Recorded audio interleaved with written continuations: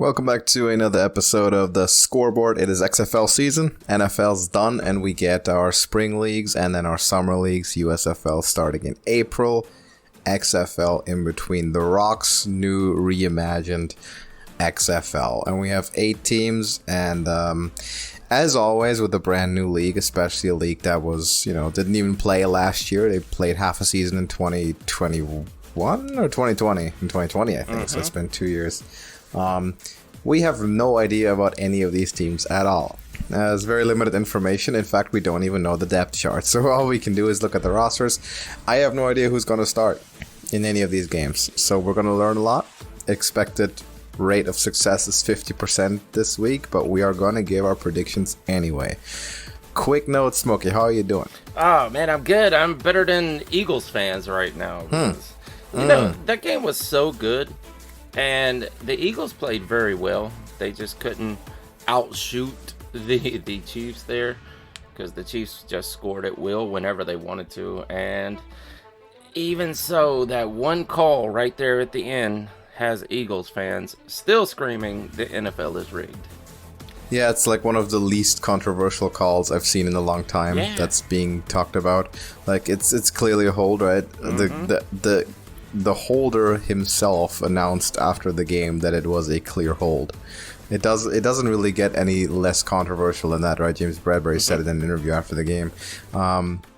You can't compare this to last year, to the Logan Wilson penalty in the end zone. Completely different beast, right? Any penalty will be discussed in that kind of game at the end of the game. Same with the Bengals late hit on Mahomes in the championship game, which was a penalty, by the way. But then there were some other ones that were very debatable or flat out wrong, of course. But penalties in those moments when a game's on the line will always be discussed. But it was a penalty. It was a very clear penalty. Absolutely. No less. I'm very glad the Chiefs won. It came out right. It didn't look good going into halftime. I didn't like it at all. But biggest moment of the day was definitely was probably a 10-14 point swing. That fumble return for a touchdown by Nick Bolton. That was definitely the play of the game. That saved it, I think. I think that saved it, because you had that happen.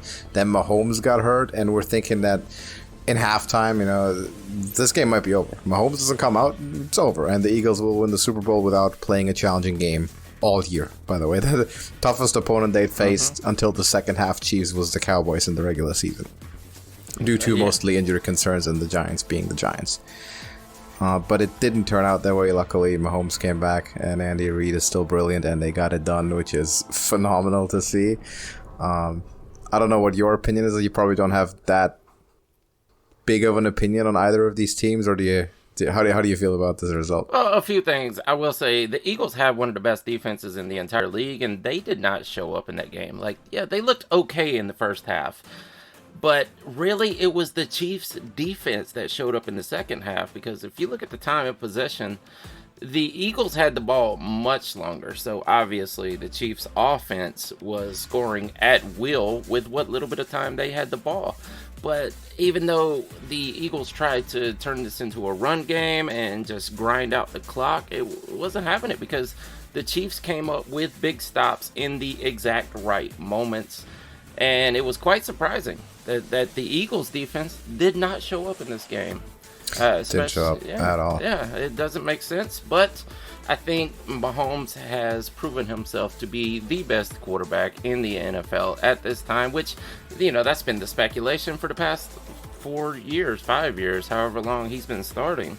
And that just cements it. And I think if Mahomes plays another decade at this level, there is no doubt that he will be the greatest quarterback of all time. You'll put him on the Mount Rushmore of quarterbacks. Absolutely, yeah. I don't see how you couldn't if he continues this for a good lengthy period of time. He continues his pace. He's been in the league 6 years now. Quarterbacks last a long time. If he plays, say 30%, 33, 1/3 of his career is done. That resume would extend to 6 MVPs. 9 Super Bowl appearances. pretty good. I don't think crazy. anyone's ever done that. If that actually, now of course Travis Kelce's going to retire before that happens. Andy Reid's probably going to retire before that happens. So a lot of pieces are going to kind of fall off. There are a lot of very key pieces, but yeah, he's making a push, and I think you can make the argument that even though it's been just 6 years, if he retired today, I think he'd be in the Hall of Fame. Oh, I think so. Yeah, just for what he's done so far, because it's unprecedented. No one has done as much in as little time as Mahomes has. So, yeah, I don't think there would be much debate about it once it came time for him to go in. Now, I also wonder, this speculation and these rumors that are going around about him being the greatest of all time, is Tom Brady going to try to come back for another couple of seasons and I don't think so. Put it out of reach? No, I don't think so. No, I don't think so. Anything Brady's going to do is probably put it more into reach, because it's kind of tarnishing the resume more than anything playing at this point, I think. Mahomes is one of just 3 quarterbacks in history to win 2 MVPs and 2 Super Bowl MVPs. And he's doing it in his 20s. Yeah. So, yeah, absolutely. Yeah, I'm glad they won. Actually, I'm glad the Eagles didn't win. That's the more important part. Jury's out on Nick Sirianni still, man. The guy's so hateable and so likable at the same time. I tend to not like him, I think, but yeah, jury's out on him for sure. Mm-hmm. Eagles had the better team and didn't show up. The defense didn't show up, and there's no complaints to be made. They had, not to take away from them because they were the best roster in the league, also by far the easiest season any team has ever had in the modern era getting to the Super Bowl. They played a top 5 easiest regular season schedule. They played they had the first round bye, and then their playoffs they played the Giants, who just completely outmatched the Niners without a quarterback. And then they find themselves in the Super Bowl. Yeah. They not faced a whole lot of adversity this whole year, and then once they did in the second half of that game, they crumbled under it, which is not a huge surprise. Not that that's out of character, because it just hasn't been anything to prove themselves this year. But they'll be good. I think they'll be good for a while. We'll see if Jalen Hurts can keep this up and actually transition from that break on the scene dual threat running quarterback to, okay, now everyone's playing contain and a spy. Can you pass 40 times a game and win? That's his next step in his career. And if so, they'll be good for a long time. Absolutely. Okay. That closes up. Oh, you had a point? Another point? Oh, no. Well, I was going to mention that I heard more than one analyst before the Super Bowl say that this is possibly the best team of all time, the Eagles 2022 team. And I think that kind of threw some cold water on that fire. But they were good. They were. It was a good team, but they were. But it's also, like you said, they had one of the easiest schedules of all time also. Yeah. No competition. Mm-hmm. If they would have won, though, you would probably hear a lot of that. Because what did they lose? 3 games this year in the regular season? And 2 of those when Hurts was hurt? Yeah. Yeah. So yeah, those rumors were going around, but yeah, I guess it wasn't to be. I won't complain. Let's go, Chiefs. Okay, that closes off the NFL until we get into the draft, which is also coming up pretty soon. But no depression here, because football's not over. We have the XFL, and this is the reimagined XFL by Dwayne "The Rock" Johnson. We have an 8-team league, and we're gonna go through it, and I'm glad we have spring football. There's a lot of recognizable names in this league. Just look, if you're glancing over the rosters, I said sort of at the top of the show, we have very limited information to work with this week. So week 1 of these picks is probably gonna be a wash, but it counts no less. So we're gonna pick these 4 games. We're gonna go through I want to go through some odds here as well, and try to find some reasons for why they may exist the way they are. But if you're ready, let's just go into it. Yeah, let's get into it. Okay, so first one, we have the Vegas Vipers at the Arlington Renegades with Marquette King. Man, The Rock, I think he was smart in going out and getting big names that are not in the NFL, and he's done that. He's got some former NFL guys. He's got some standouts from the USFL and the AFL. and big college names in here. And I think the best thing he did was went out and got name brand coaches. Not necessarily that they've all been coaches, but name brands in the NFL and college, for that matter, as we'll see here in this first matchup. But to start with the Vipers, I'm assuming that Luis Perez is going to win this starting job. I think it's either that or Brett Hundley, but as we saw in the USFL, Luis Perez can absolutely dominate in this type of league. They also have Martavius Bryant at wide receiver and Geronimo Allison. And to top it all off, they went out and got Rod Woodson for head coach. On the other side, the Arlington Renegades are bringing in Kyle Sloter, who is also a standout from the USFL. Jordan Smallwood at wide receiver, it looks like right now, as looking through this roster, that's probably their best wide receiver. And I think the reason they have Jordan Smallwood is because he's a former Oklahoma guy. He also spent a little bit of time on the Chiefs, but nothing substantial. But him being an Oklahoma guy is why he is here, because Bob Stoops is their head coach. I think both of these teams have decent rosters just from the names I'm looking at, which, you know, this could all change next week, and they don't even use the big name guys. But I think I am going right now with the Vegas Vipers. I mean, Bob Stoops is a better coach than Rod Woodson, obviously, or of course, that's yet to be determined. But as for right now, Bob Stoops is probably the biggest name brand coach in this league. But I just think the guys on the fields, the Jimmies and Joes, are going to beat the X's and O's in this one, and I will pick the Vipers. Yeah, it's very difficult to argue against sort of the star power argument in the week one, where we have seen nothing, no idea about team chemistry, very limited insight into their training camps. Brett Hundley is the guy with the NFL experience, right, for the Vipers.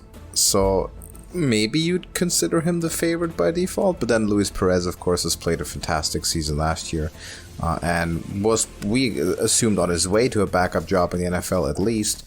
Now he finds himself in the XFL, so they have a pretty good problem there going on with the quarterbacks. I don't think you can go too wrong. I'm thinking Luis Perez is probably the more promising quarterback in the long term, but you mentioned the star power on offense. I mean, this is a full roster of NFL quality receivers, and that is something that's going to be very important. I say this usually when we get into a completely new league, new teams, new everything. Generally, defense will have an advantage because on average it's just not as difficult strategically, and it takes less time to implement a complete football defense than it does an offense, to some degree at least. And so I think having an offense that sets itself apart with star power, guys that can win one-on-one matchups, that have that NFL experience, is extremely valuable. And that's why I'm also going to pick the Vipers. Though I will say, the Arlington Renegades do have Marquette King, who is, of course, famous punter. Maybe they'll pull out a trick play or two. I'm assuming, is Kyle Sloter going to be the guy? We don't really know about him. He's kind of jumping around these lower leagues, these spring leagues now, trying to find his way back into the NFL, I would have to imagine. But we'll see if they're going to start with him or what it's going to be. I can't give them the nod. I have to go with the Vipers because of the offensive star power, though. We have by the way, what is your team? Have we settled this for sure? What is your team in this league? I haven't really decided. I think in the former iteration I went with the Vipers only because of the quarterback. He was a former Georgia guy. They were in Tampa that time. Yeah, exactly. Yeah. But I do like Luis Perez. If you recall, when we were covering the USFL last year, that was my favorite quarterback in the whole league. So I may, by default here, go with the Vegas Vipers, actually. Well, yeah, I think Vipers. Yeah, as of right now, I'm a Vipers fan still. Okay. Well, there's, of course, a large tradition and history with me being a St. Louis Battlehawks fan. Been a Battlehawks fan for many, many years now, since, early 2020. So that's technically 3 years. So, of course, that's what I'm going with. Next game, though, we have is the Orlando Guardians at Houston Roughnecks. Yeah, we have another Florida team in here since the Vipers moved. DeAndre Francois. I watched this guy play at Florida State. He was actually really good until an opening game. I want to say it was 2017 or 2018. Maybe 17. Against Alabama, where he got injured and he came back and was never the same again. But up until that point, he was like in Heisman talks. But unfortunately, he went down in the first game of the season. They also have Paxton Lynch, who has the NFL experience and the USFL experience, but it didn't quite work out for him in the USFL. He was not that good. So I'm assuming that DeAndre Francois gets the starting nod here. Looking over the rest of the roster, Charleston Rambo, want to say that's a former Oklahoma guy. Cody Latimer, that name's bounced around. Dantes Bird has bounced around. And their head coach is Tyrell Buckley, who he used to be a cornerback, I believe, in the NFL, and he bounced around everywhere. I don't know how much head coaching experience he has, but on the other side, the Houston Roughnecks has, it looks like, next to nobody. From what I'm hearing, they're going to go with Cole McDonald as their quarterback, which I don't know much about at all. The only thing the Roughnecks have going for them right now, as far as I can see, is that Wade Phillips is their coach. And if you know anything about NFL or college football, this guy has been everywhere. So he has the experience, and he's been around a really long time. But I will once again go with the bigger names and go with the Orlando Guardians. I'm wondering if we're all just going to have all the same 4 picks today because we're going by the same logic, which makes sense. You know, yeah. It's the way to go. I'm also taking the Guardians. Though I will call into question if Paxton Lynch is really the guy.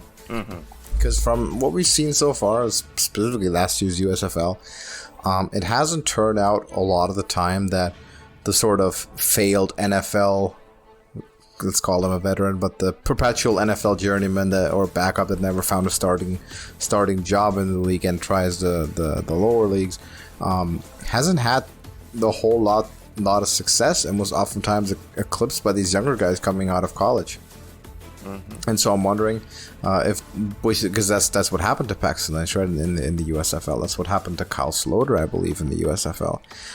So I'm wondering if that's something we're going to see here as well, and if one of these younger guys are going to pick up.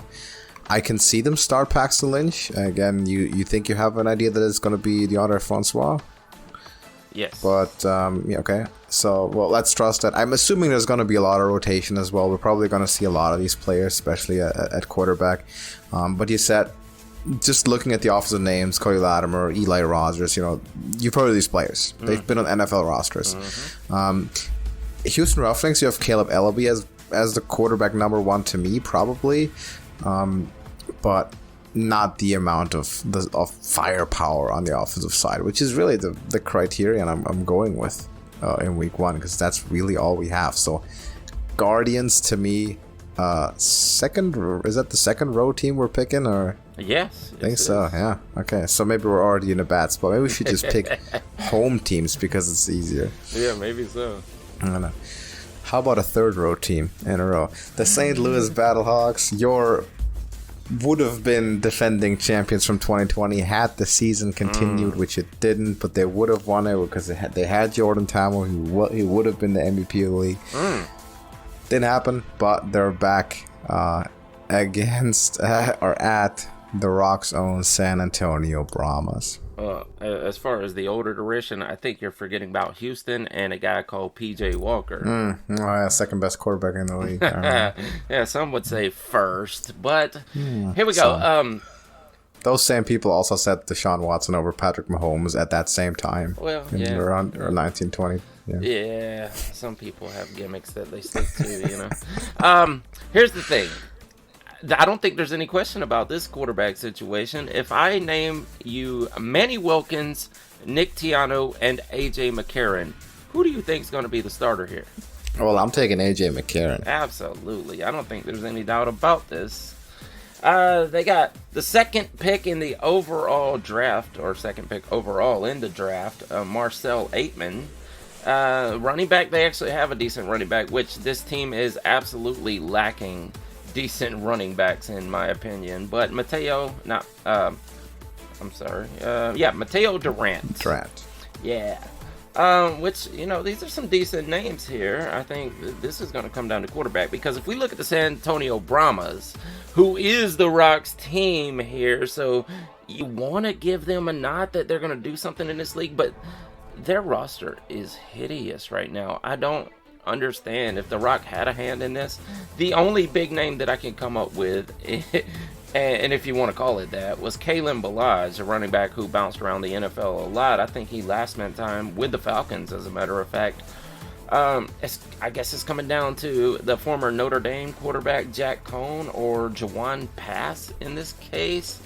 I don't see much promise in this team. However, Anthony Becht is coaching the St. Louis Battlehawks. He does not have the experience, but nor does this guy for the Brahmas, which I'm assuming the Rock saw the marketability in picking this guy. It is Hines Ward as their head coach, which he has no coaching experience. This is much like Rod Woodson, former Steeler also.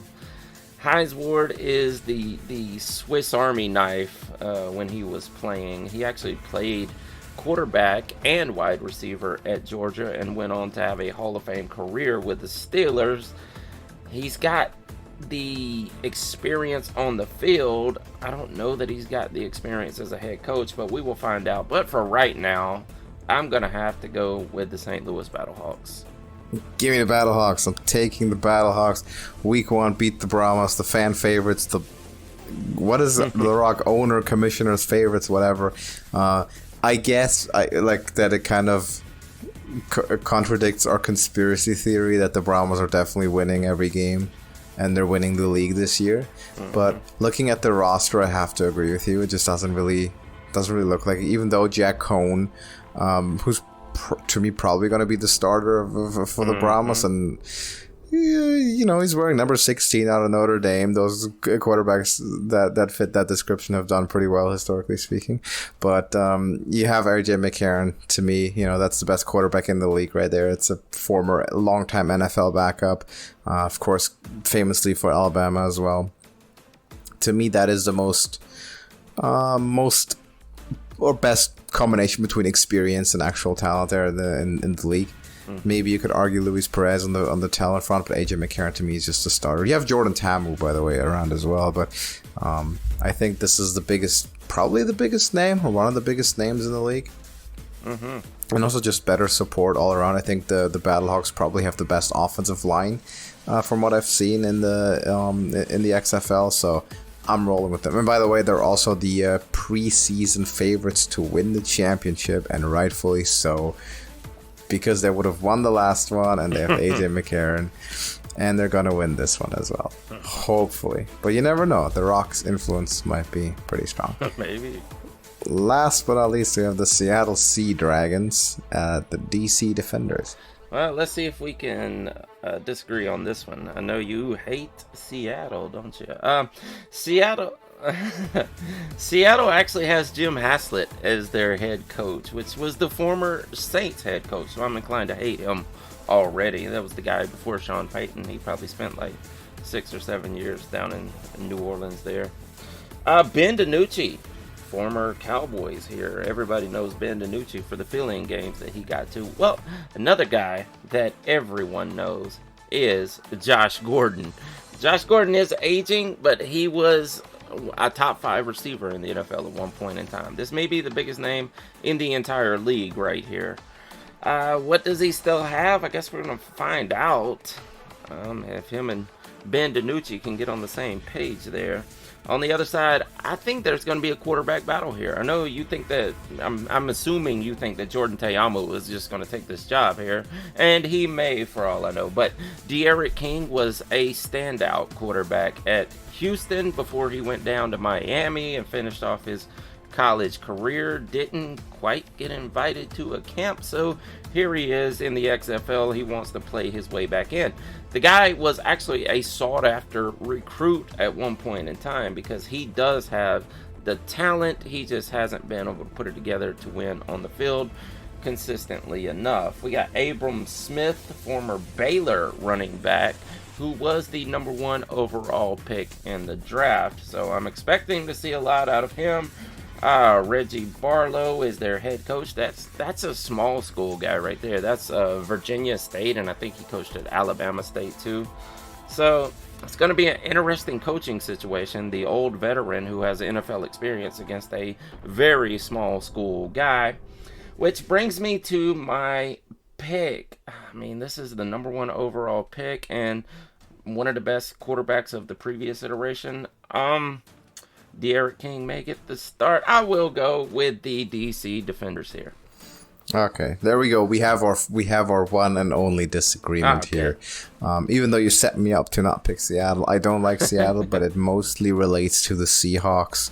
I don't have anything particularly against the Sea Dragons in this case, for instance, or other teams that you might find. I'm going Ben DiNucci here and the Josh Gordon combination. That's a lot of years of NFL experience and pretty decent level NFL experience there, and on that connection, it's incredibly valuable. Week 1, and yeah, I'm picking against Jordan Ta'amu because I'm picking the overall roster for the Sea Dragons over the single quarterback. Remember Jordan Ta'amu in the USFL? Didn't quite add up to what we thought it might. It wasn't about the superstar quarterback who kind of ended up around 500 and just didn't quite pan out because the roster around him was not good enough. So to me, the similar thing could happen here with Defenders. I think it's gonna be him starting. You have Raquel Armstead, who's an NFL name, but other than that, running pretty close to out of recognizable names from the NFL, especially on defense. Not looking well represented. Sea Dragons seem to have a very solid defensive line from the names I can tell, and I think overall they'll just be the more experienced team. I think that's something that matters a lot. I think if you kind of the cumulative amount of NFL experience years in one team should tell you a lot about the early season success, is just what I'm speculating. So I'm going with the Dragons, or the Sea Dragons. Do we have to call them the Sea Dragons? It's 2 different words. Yeah, exactly. Weren't they just the Dragons last time? Maybe that wasn't recognizable enough for Seattle. They had the word C in there. Yeah, to get the fan support. Maybe so. Yeah. Could have been that they were the Dragons. I think the Defenders have probably the best 3 quarterbacks as far as cumulative on their roster. Can only start one, though. Yeah, exactly. I mean, Ta'amu and King, I think it's going to come down to them. But they also have Eric Dungy, who he was in, was it the AFL or the original XFL? I think he might have been the original XFL. Okay, yeah. Tony Dungy's son, from the US. Of course. So there's some extra experience just because he's Tony Dungy's son.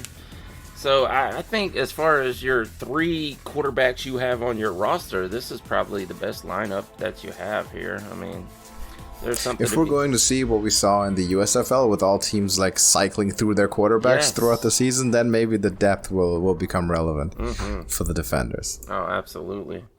What was it? Wasn't it Birmingham that they consistently played to the entire season, right? Jamar. They actually swapped quite a bit. At the end, it was Jamar's kind of established himself as a starter. Yes. Well, a lot of teams did it though. Remember, Kyle Sloter didn't hold down a spot. Yeah, that's right. New Orleans. I think Jordan Ta'amu wasn't Jordan Ta'amu and what's his name? Clayton Thornton, I think. We're not the only 2 guys that played every game. Yeah, Ta'amu was, yeah, I think you're right, actually. I think Ta'amu played because he was the only good player they had, or something, and then, but most teams were switching quite a bit. Jamar Smith played the majority of the games, for the Stallions, but, what's his name? Alex something. I forget his last name. He started, and then occasionally came in, but Jamar Smith was just a much better dual threat quarterback, and because his rushing ability just took over, because that was a huge success in a league that again doesn't give defenses a lot of time to coordinate. Maybe that's going to be different now. This year in the USFL, it's been a little bit established. In the XFL, we'll see. I'm curious to see what kind of offensive styles really go here. Mm-hmm. Speaking of, I'm feeling it's gonna be gimmicky. It's gonna be like a lot of rushing, a lot of option, and a lot of running quarterbacks. Oh, I bet DeAndre Francois is a good running quarterback. Like I said, he never returned to his original form after that injury, but he was able to move. So, I think a few of these guys can move quite well. And Tamu always do it. D'Eriq King can move if he gets that job. Jawan Pass. I mean, it'll be interesting to see. And a lot of these matchups are the running quarterback versus the pocket passer. Of course, that's where AJ McCarron maybe falls short a little bit. Mm-hmm. He's not exactly a runner. Has never been a runner. But I had big hopes for him when he got drafted to the Bengals. Of course, he never really got a shot. So similar to Ryan Finley's situation, actually. Both of them went to the Bengals. I thought out of college they could be starters and just never got a shot. Yes. Really, really odd to me. But I think AJ McCarron's probably, if I had to bet right now, odds-on favorite to win XFL MVP and find himself on an NFL roster come September. Mm-hmm. If I had to bet. Yeah. But it's possible that we have a lot of breakout names because a lot of these leagues are also just good for the younger quarterbacks, right? Coming out of college, not necessarily getting drafted into the NFL, or maybe even entering the NFL draft, but gain some sort of professional experience on their side. Oh, yeah, absolutely. I would say as far as that, as quarterbacks go, keep an eye on D'Eriq King if he does win this starting job, and DeAndre Francois. They could both earn their way onto an NFL team next season. You got guys like Martavis Bryant, Geronimo Allison, who probably are past their prime at this point. And Josh Gordon for sure. They're not going back. Exactly. So this is just the final hurrah for those guys. Yeah. They're there to sell jerseys and make some money, I think. Absolutely. And also sell tickets, by the way, because if you go to into an offense that features those guys, people will be interested in seeing them, right? It's players you remember from the NFL and even making pretty spectacular plays in the NFL. So you want to see a spark of that back. So I think that the marketing of the XFL is not the worst idea here. Getting those players in deliberately, even the coaching names you mentioned, Hines Ward, right? Yes. Or Woodson, those guys. Of course, they're not coaches, but they're big names. The Jeff Saturday thing would have fit much better into the XFL than the NFL. Oh yeah, he would. Because you want those superstar players from previous decades. Hopefully, the Rock here can pull off what the AFL couldn't, because they had a star name head coach for Atlanta, the Atlanta Legends, actually, Mike Vick, and it didn't quite work out. He was gone by the first of the season, so hopefully some of these huge names that The Rock went out and got, and it's because it's The Rock. If it was just Michael Lane, some billionaire that no one knew really, these guys wouldn't be here. You wouldn't see Rod Woodson and Hines Ward out there. Or maybe... The Rock is well connected, and The Rock also played professional football. Yeah, there you go.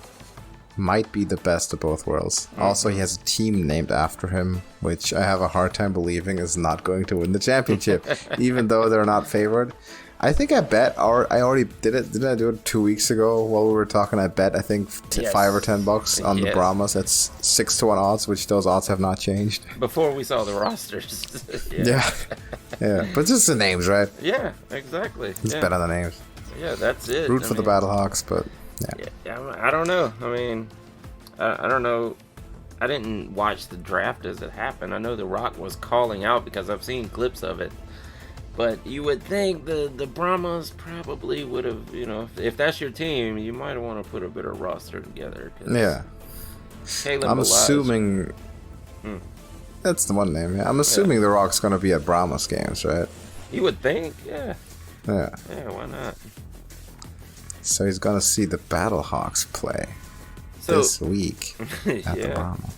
So, at the end of the day here, you have your bet for the Brahmas, but it doesn't seem likely looking at the rosters. If you had to pick right now, who's going to win this league? Who's the champion? Battlehawks. St. Louis Battlehawks finishing the job from what what was interrupted in 2020 so ungracefully when they were about to go and beat the Houston. Was it the Roughnecks? Yeah. Yeah, the Houston Roughnecks and PJ Walker in the championship. Didn't happen, but it's gonna happen this year. Battlehawks definitely gonna win. AJ McCarron. The story's too good. The only thing that would have been even better if it was Jordan Ta'amu, I think, just for the story. But I'm not gonna complain about McCarron and the Battlehawks. Absolutely, I'm taking my team, and they are, by the way. They are the odds-on favorites. It's a very, very small split everywhere. There's not a lot of differences because the bookkeepers have no idea. But the Battlehawks are favored. Wow. At the moment at 4-1. I mean, they have a good roster. I don't know about their coaching, to tell you the truth. I mean, I think they can beat the Brahmas. I don't know if Anthony Beck is going to come through in the end when you have guys like Bob Stoops and Wade Phillips in this league. Maybe those are big names. Yeah, and Jim Haslett. Yeah. Like this is almost, especially in this first season, it's like they planned this out for veteran head coaches versus newcomers. Yeah. Coaching's a big wild card here. Could well be. I'm still taking the Battlehawks. Battlehawks get it done. We're gonna get a double here. We're gonna get the Battlehawks, and then we're gonna get the Stallions to repeat in the USFL. Oh wow! Calling it right now, and we have the AFL, right? The AFL is also launching or something. yeah. AFL or AFL. Yeah, the arena. AFL, yes. Arena football league. Yeah.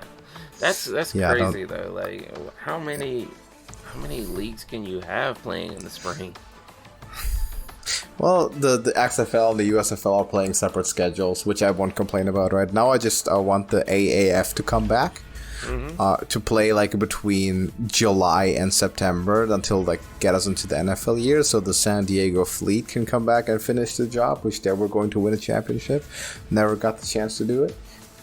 Other than that, I think we have the whole year covered. So we get Battlehawks, Stallions, Fleet, Niners in that order. Sounds good to me. No complaints. Yeah, I think right now I'm gonna stick with the Vipers. I don't want to see okay. Luis Perez. Vipers are 5-1. Are they? Vipers are 5-1. Yeah, 5-1. Not bad, I guess. Not bad at all. Third most favorite team. Who's number 2? Seattle, actually. The Sea Dragons 4.5-1. You have the Renegades and the Vipers at 5-1. Brahmas and Guardians 6-1. Roughnecks 7 and the Defenders at 8. So Defenders are the biggest outsiders here with Jordan Ta'amu. Wow. Interestingly, Yeah. Might be worth a bet if you really believe in the quarterback. Yeah. Wow. That's almost ranked in order of coaching here, looking at it. I guess the Dragons make sense. They got Ben DiNucci and Josh Gordon, and of course Jim Haslett, a head coach. So, yeah, I guess it all makes sense, but everything could be completely different next week. Oh, for sure. Yeah, it could throw everything to the side that we've been talking about. So I'm curious to see. Next week, we'll see what's up. Do you have anything to add to these games for now? No, I think that's it for this week. Okay, it's difficult to really add a lot of analysis. Next week we can get into it, but everybody drop us a like, leave us a comment with your predictions, and see what you think. Who's going to win? I think one thing I say is the Defenders at 8-1 is probably the only team you're getting a fair shot at, because it's an 8-1 coin flip this league basically. At this point, we don't know what's happening, so that might be the only fair odds you're going to see. But yeah, let us know who's going to win these games. Is the league going to be rigged in favor of the Brahmas? If they win, we're for sure going to claim that it was forever. Yeah. But I have my faith in the Battlehawks. So tell us what you think is going to happen. Who's going to be the biggest superstar? MVP predictions, please, as well. My money's on AJ McCarron. I don't know. Do you have an early name you want to throw out there? Yeah, Luis Perez. Luis Perez. There we go. So any names? Let us know. Thank you for watching, and we're going to see you in the next one. Deuces. Check the scoreboard, ha, check.